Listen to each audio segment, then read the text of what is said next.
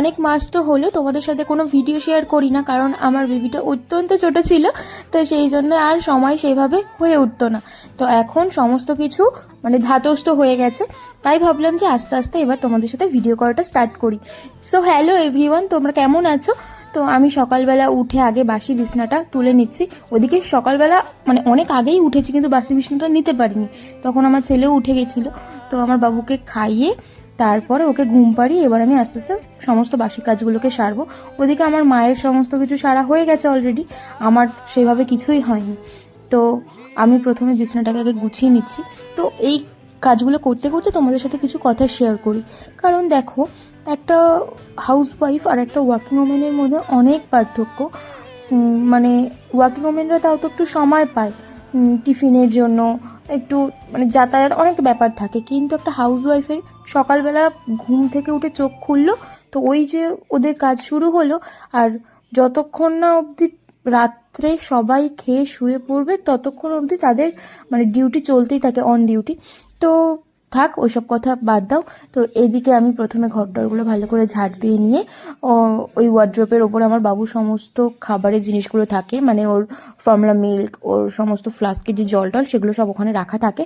তো ওগুলোই একটু ওখানটায় পরিষ্কার করে নিলাম, কারণ একটু হালকা ফুলকা ধুলো পড়ে, তো পরিষ্কার না করলে তো প্রবলেম। তো আর তোমরা তো সবাই যেন বাচ্চারা খুব সেন্সিটিভ হয়, তাই ওদের জিনিসটা খুব সতর্কভাবে করাটাই দরকার। তারপরে ঘরটা মুছে নেবো বলে এদিকে জল রেডি করে ফেলেছি।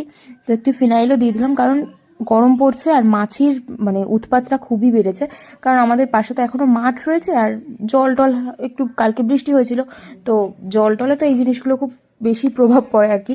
তো সেই জন্য আস্তে আস্তে এবার ঘরটা ভালোভাবে মুছে নেব। ওইদিকে আমার ছেলে তো উঠে গেছে, তো ওকে ওর আমার মার কাছে দিয়েছি, আমার মাই ওকে সামলাচ্ছে, আর এদিকে আমি চটপট করে ঘরটা মুছে নেব।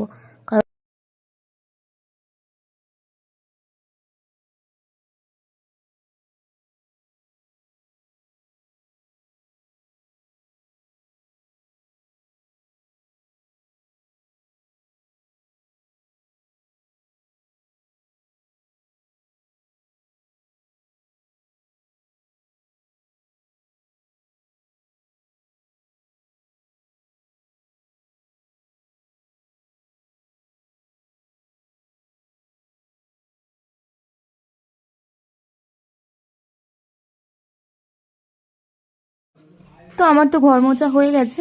তো এই ঘর মোছার যে লাঠিটা না, এটা যদি রোদে না রাখা হয় না ঘর মোছার পরে, না হলে ওর মধ্যে না কেমন একটা পোকা পোকা মতন ব্যাপার এসে যায়।